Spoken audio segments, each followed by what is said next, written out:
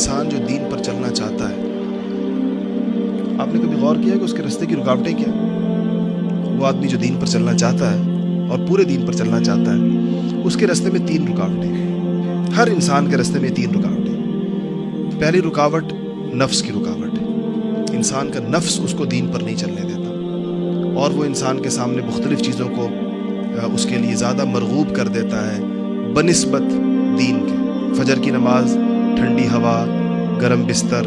اب نفس نے فیصلہ کرنا ہے کہ ٹھنڈی ہوا کھانی ہے، ٹھنڈے پانی سے وضو کرنا ہے، اور اب اس نیند کو چھوڑ کے مسجد جانا ہے، یا گرم بستر جس کے اندر رضائی میں دبکا ہوا ہے یہ زیادہ بہتر ہے۔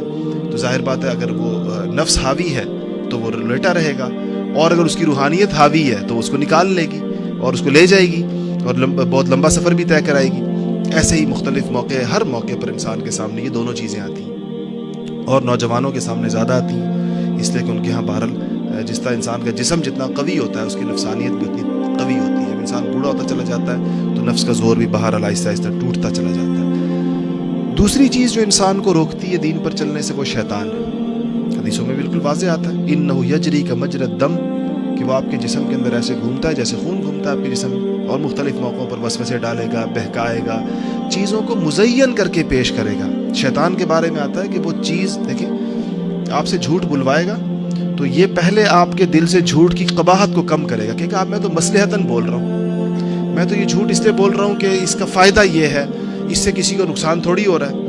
مجھے ایک صاحب کہنے لگے کہ بات میں نے ان کو سمجھائی تو مجھے کہنے لگے کہ میں جھوٹ بولتا ہوں مگر ایسا جھوٹ بولتا ہوں جس سے کسی دوسرے کا نقصان نہ ہو، جھوٹ کی وہ قسم جس میں دوسرے کے نقصان والا جھوٹ نہیں بولتا۔ تو میں نے کہا آپ کا اپنا نقصان تو ہوتا ہے ہر جھوٹ میں، کسی اور کا ہو یا نہ ہو اپنا نقصان تو ہو گیا۔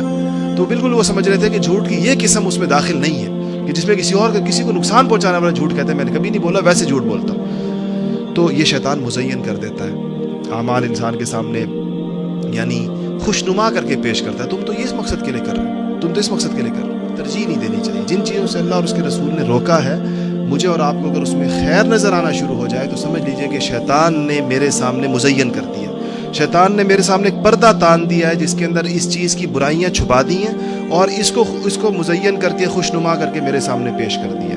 یہ اس کا تجربہ بہت زیادہ ہوتا ہے، اور اس کے لیے بہت عجیب عجیب باتیں دل سے سجھاتا ہے شیطان۔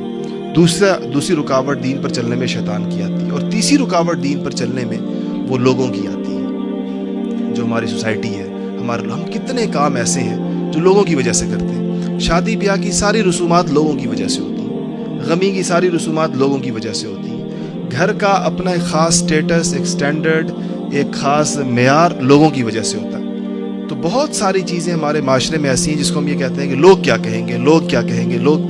تو اگر آپ غور کریں گے تو یہ 3 رکاوٹیں، جو بندہ دین پر چلنا چاہے گا آپ اس سے جسے نیت کر لی ہے آپ اسے پوچھیں گے تو آپ دیکھ لیجئے، اس کے آپ عذر سنیں تو آپ ان 3 فولڈروں میں سے کسی ایک میں ڈالیں، یہی ہوں گی۔ یا نفس کی رکاوٹ ہوگی، جو انسان کی عادتیں ہیں، یہ نفسانی چیزیں ہیں، ساری عادتیں ہیں نا، انسان نے عادت ڈال لی ہے، یہ نفس کی عادت ہوتی ہے۔ تو عادت ہوگی، بعض چیزوں کی اپنی عادتیں چھوڑنا مشکل ہے، مثلا اسموکنگ چھوڑنا کیوں مشکل ہے؟ عادت ہے۔